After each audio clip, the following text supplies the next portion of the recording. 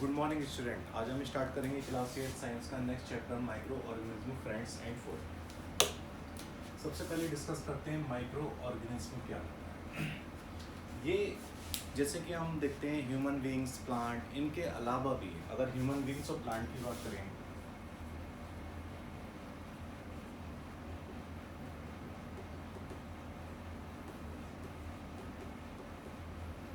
या animal,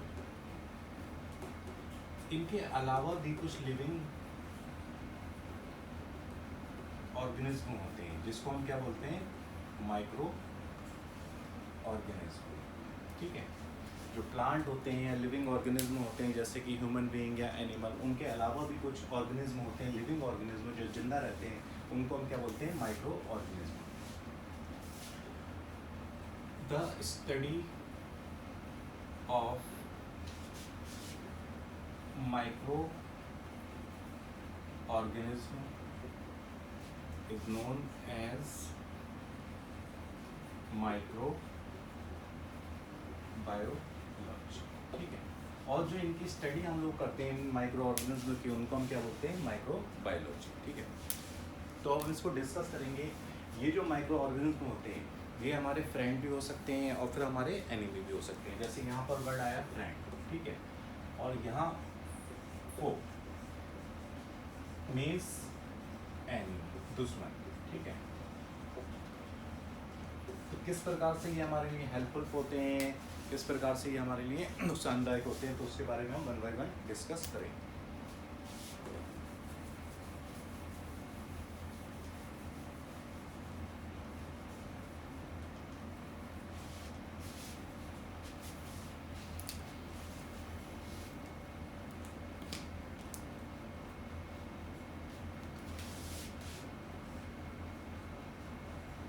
These are living organisms that cannot be seen by naked eye। ठीक है, ये बहुत ही छोटे छोटे माइक्रो ऑर्गेनिज्म होते हैं, बहुत ही छोटे। माइक्रो मीन्स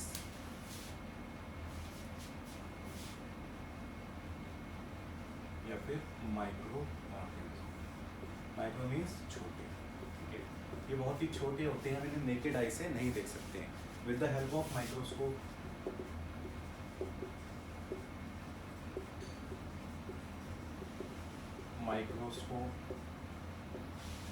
या फिर माइक्रोस्कोप की हेल्प से हम इनको देख सकते हैं। ठीक है, क्योंकि ये बहुत ज़्यादा छोटे होते हैं।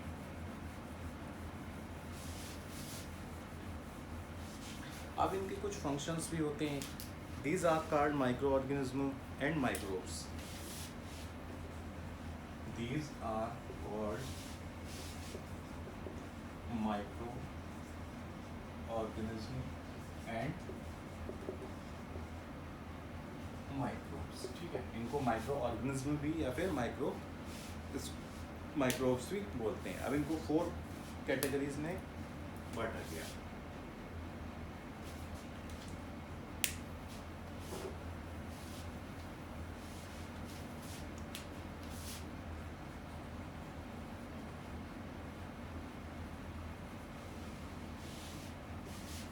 Divide into 4 types.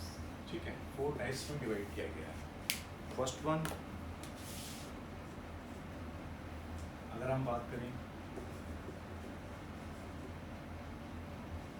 Algae, fungi, protozoa, या फोर्थ वन इज बैक्टीरिया। ठीक है, इन कैटेगरीज में इनको अलग अलग रखा गया है। तो अगर हम एल्गी की बात करते हैं तो एल्गी का स्ट्रक्चर आप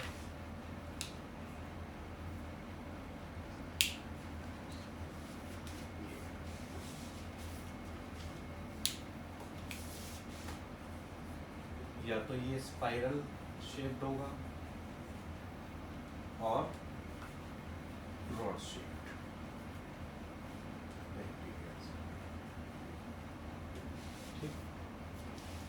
उसके बाद प्रोटोजोआ।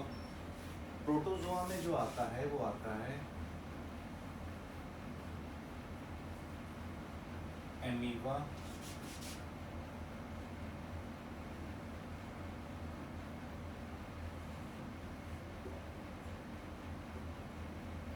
या पैरापीजियम। ठीक है, प्रोटोजोआ में कौन आएगा, एमीबा या फिर पैरापीजियम। उसके बाद फंगाई की बात करते हैं। Fungi bread mould.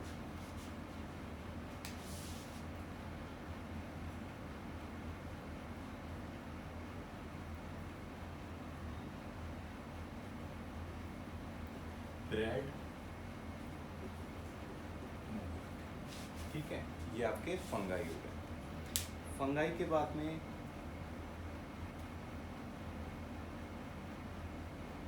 बात करते हैं एल्गी की। तो एल्गी में इसका स्ट्रक्चर इस टाइप से भी हो सकता है, स्पायरोजाइला। ठीक है, ये इसके एग्जाम्पल्स हो गए। तो किन 4 कैटेगरी में बांटा गया है, एल्गी, फंगाई, प्रोटोजोआ और बैक्टीरिया। ठीक है, सबके मैंने आपको टाइप डिस्कस कर दी।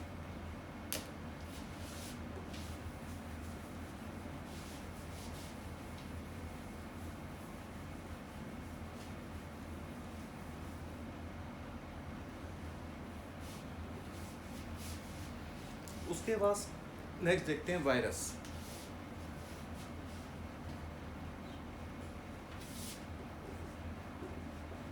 Viruses, they are also microscopic। ये भी माइक्रोस्कोप की हेल्प से ही आप देख सकते हैं, क्योंकि बहुत ही छोटे छोटे होते हैं। They reproduce only inside the living host cell।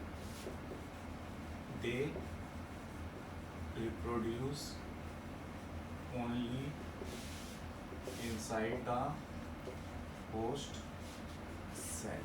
ठीक है, जैसे कि एनिमल या फिर प्लांट, इनके अंदर जाकर ही ये एक दूसरे को रिप्रोड्यूस करते हैं। ये डायरेक्ट आपकी बॉडी में नहीं एंटर करते हैं, ये प्लांट या फिर एनिमल्स या फिर ह्यूमन बीइंग की हेल्प लेकर आपकी बॉडी में एंटर करते हैं।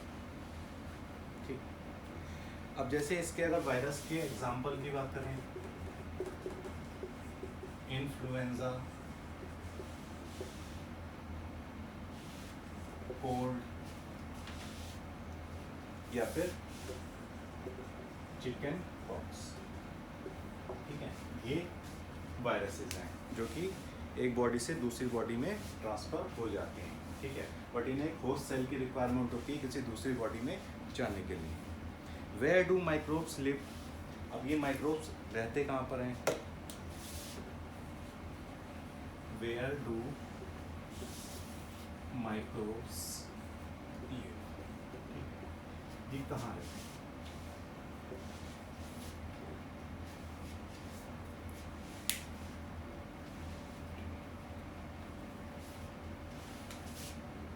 Bacteria, algae,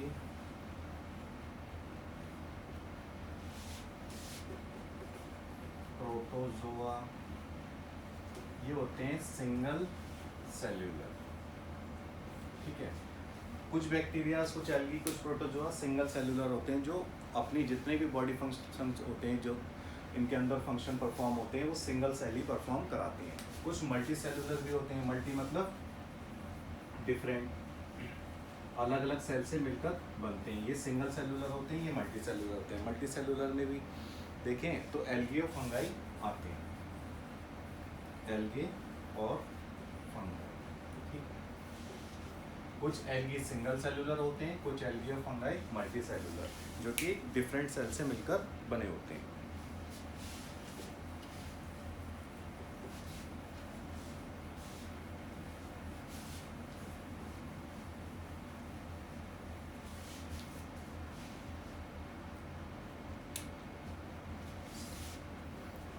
ice cold climate to hot spring. ठीक है, ये ठंडे इलाके या फिर गर्म इलाके दोनों में ही पाए जाते हैं। Desert to marshy land.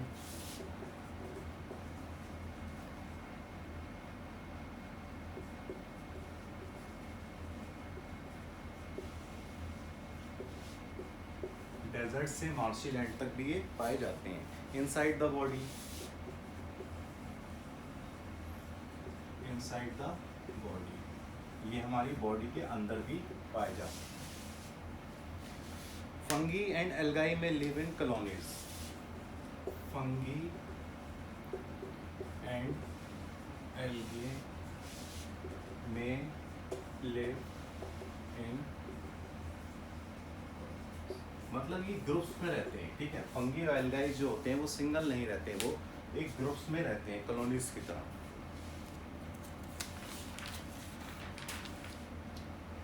Next, friendly microbes. अब कुछ फ्रेंडली माइक्रोब्स होते हैं जो हमारे लिए इम्पोर्टेंट हैं, नेसेसरी हैं। फ्रेंडली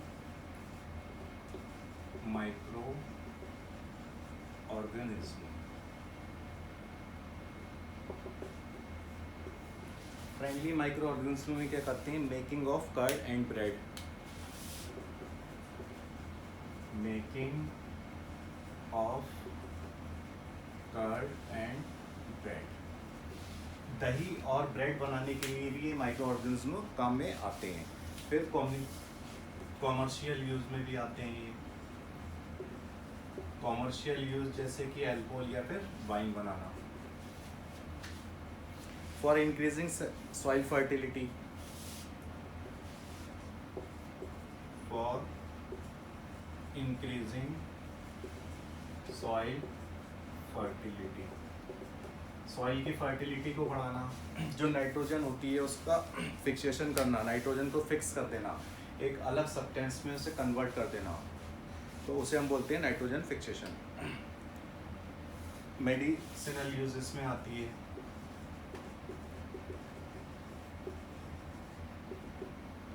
और क्लीनिंग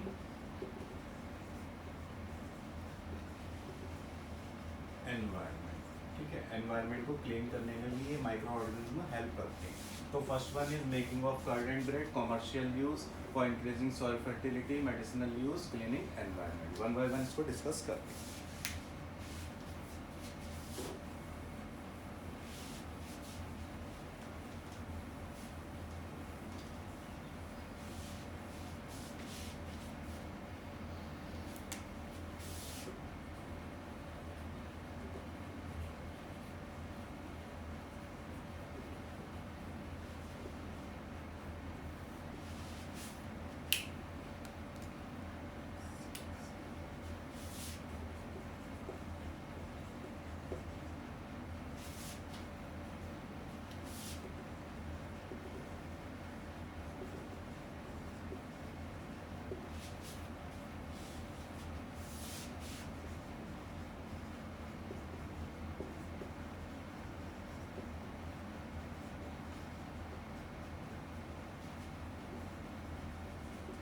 एक लैक्टोबैसिलस बैक्टीरिया होता है जो प्रमोट करता है formation of milk to curd. जो मिल्क, दूध से हम दही जमाते हैं उसमें हम क्या डालते हैं, एक लैक्टोबैसिलस बैक्टीरिया, ठीक है। ये बैक्टीरिया क्या होता है, जो मिल्क होता है उसको कन्वर्ट करता है दूध में, दही में। Cheese, pickle, idli and bhatura, cheese, pickles, idli and bhatura, ठीक है। इन चीज़ों को बनाने में भी ये काम में आता है। East use in making bread and pastry, east uses for making bread and pastries.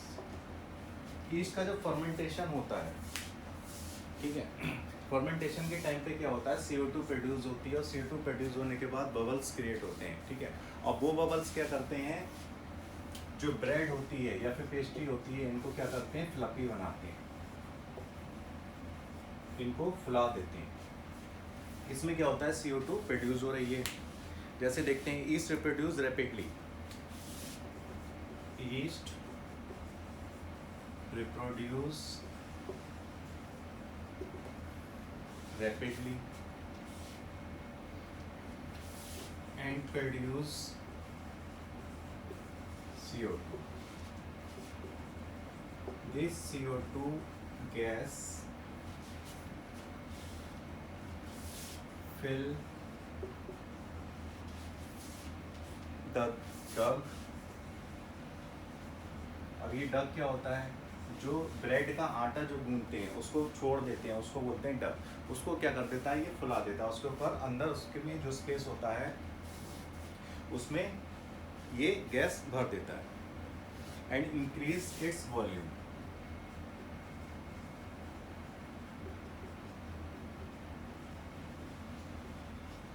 जो इंटरमॉलिक्यूलर स्पेस जो उसमें बचा होता है, ठीक है, जो आटा गूंदा जाता है ब्रेड का या फिर पेस्ट्री का, उसके अंदर क्या होता है? ये CO2 जो प्रोड्यूस कर रहा है वो गैस के जो बबल्स होते हैं उनको भर देता है और भरने के बाद उसका वॉल्यूम इंक्रीज हो जाता है, वो फ्लफी हो जाती हैं। तो ये ईस्ट जो होता है वो किसके काम में आ रहा है? ब्रेड या फिर पेस्ट्रीज बनाने के काम। फिर कॉमर्शियल यूज़।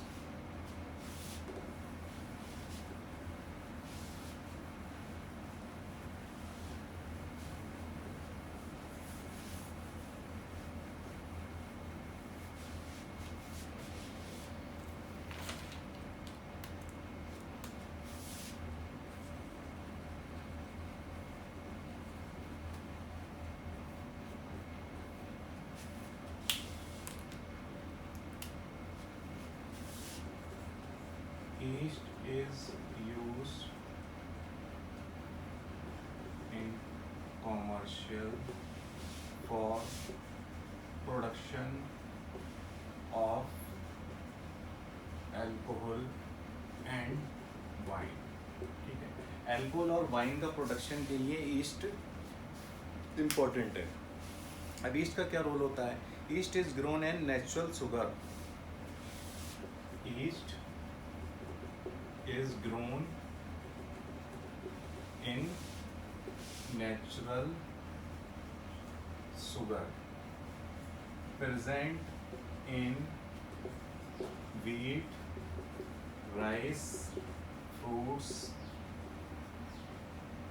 maize। ठीक है, अब जो नेचुरल शुगर होती है, नेचुरल शुगर जैसे कि पोटैटो में भी पाई जाती है,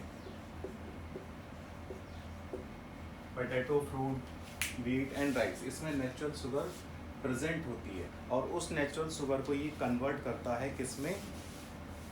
उसके फर्मेंटेशन के बाद अल्कोहल में। ठीक है, उसके फर्मेंटेशन के बाद अब यहाँ पर क्या हो रहा है? Fermentation, fermentation of east.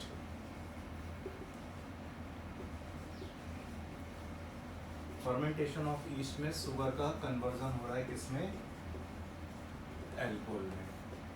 Fermentation में क्या होता है? इन चीज़ों को काफ़ी दिन तक रखा जाता है, सड़ा कर उनका जूस को प्यूरिफाई किया जाता है, फिर ये अल्कोहल की फॉर्म में चेंज हो जाता है। और इसकी जो डिस्कवरी की थी वो किसने की थी? Louis Pasteur. लुइस पास्चर एक साइंटिस्ट थे, एक बायोलॉजिस्ट थे, जिन्होंने इसकी डिस्कवरी की थी। फर्मेंटेशन प्रोसेस के बारे में उन्होंने डिस्कस किया था। Next, medicinal uses.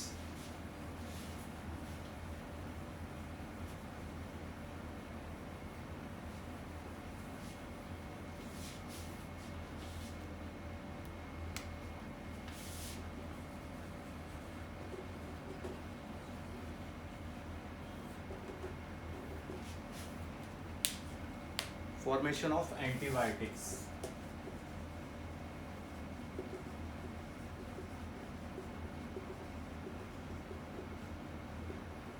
ये एंटीबायोटिक्स का फॉर्मेशन के लिए भी इम्पोर्टेंट है।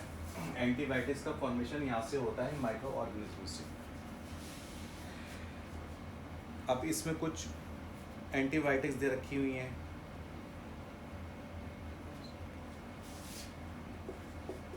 Streptomycin,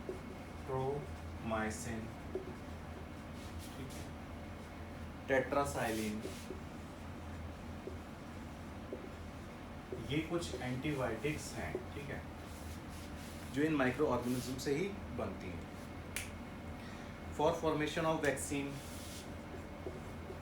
for formation of vaccine, vaccine जो होती है, मेडिसिन और वैक्सीन में डिफरेंस क्या होता है? वैक्सीन हम कोई भी डिसीज़ होने से पहले ले लेते हैं और मेडिसिन डिसीज़ होने के हम बाद में लेते हैं। Medicine that are taken for the prevention of specific diseases.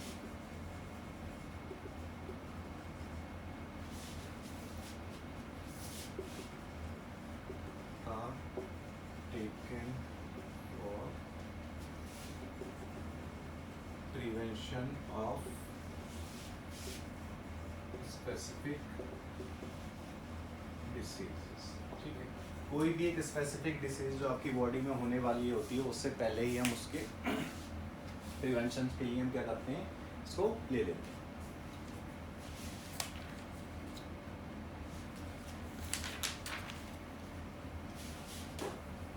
अब ये एंटीबायोटिक्स जो होते हैं ये किस तरह से हमारी बॉडी में काम करते हैं।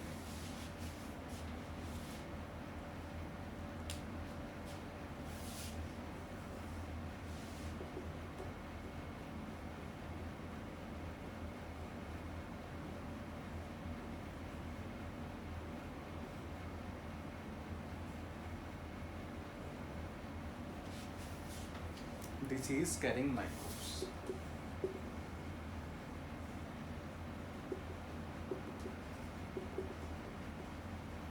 ये वो माइक्रोब्स होते हैं जो आपकी बॉडी में डिसीजेस को बनाते हैं। Body forms antibodies. Body forms antibodies. हमारी बॉडी जो होती है वो खुद से सेल्फ से ही क्या करती है, एंटीबॉडीज बना लेती है। एंटीबॉडीज जो हम बोलते हैं हमारा इम्यूनिटी सिस्टम। अगर हमारा इम्यूनिटी सिस्टम स्ट्रांग होता है तो हम इन डिसीजेस से लड़ पाते हैं। ठीक है, ये हमारी बॉडी के अंदर खुद ब खुद बनती हैं। Vaccine dead and weakened microbe introduce in healthy body. ठीक है,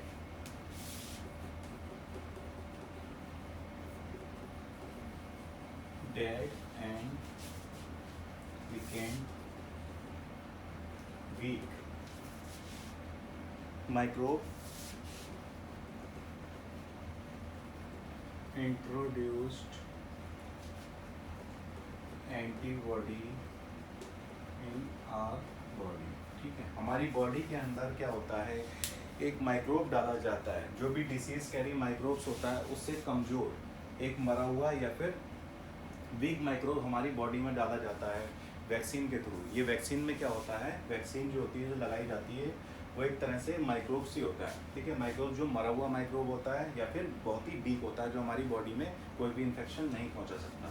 जैसे ही हमारी बॉडी में एंटर होता है तो हमारी बॉडी क्या करती है, एंटीबॉडीज़ बना लेती है। और वो एंटीबॉडीज़ क्या होती है, आने वाले टाइम में जो जैसे हम लोग वैक्सीन काफ़ी लगा लेते हैं पहले से ही, जो हमें नहीं पता होता है कुछ बीमारी होने वाली है तो हम लोग उसका क्या करते हैं, वैक्सीन लगा लेते हैं। तो ये आने वाले 10 ईयर्स या फिर 20 ईयर्स तक ये एंटीबॉडीज़ क्या करती हैं, हमारी बॉडी में रहती हैं और ये इन डिसीजेस से या इन माइक्रोब से लड़ती हैं। उसके बाद हम पढ़ेंगे increasing soil fertility.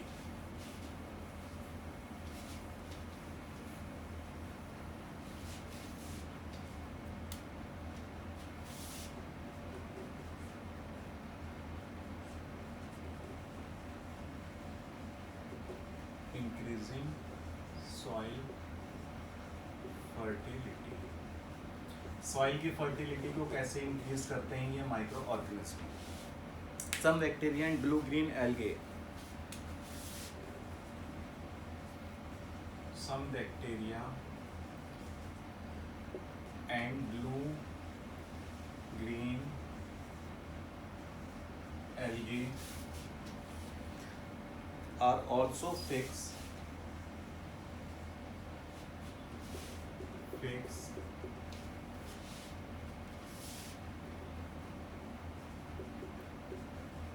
nitrogen from the atmosphere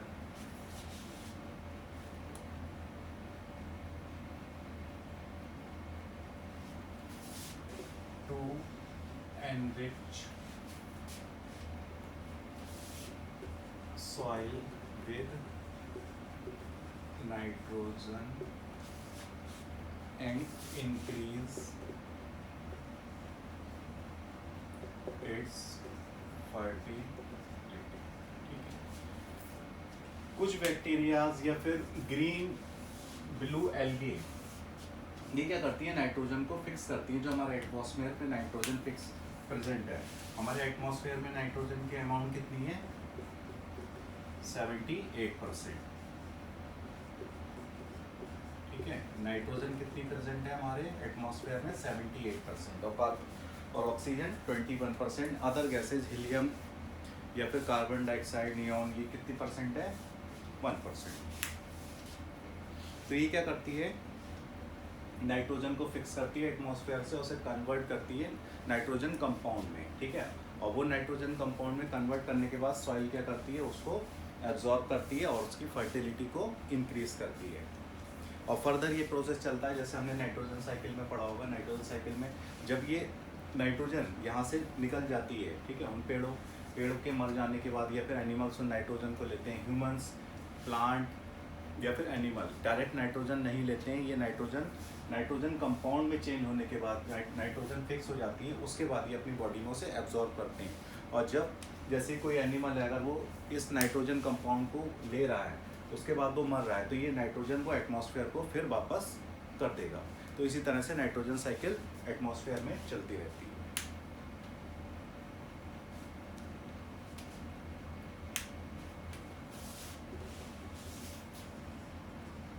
commonly called nitrogen fix, ठीक है, इसे हम क्या बोलते हैं, nitrogen fix. Cleaning the environment,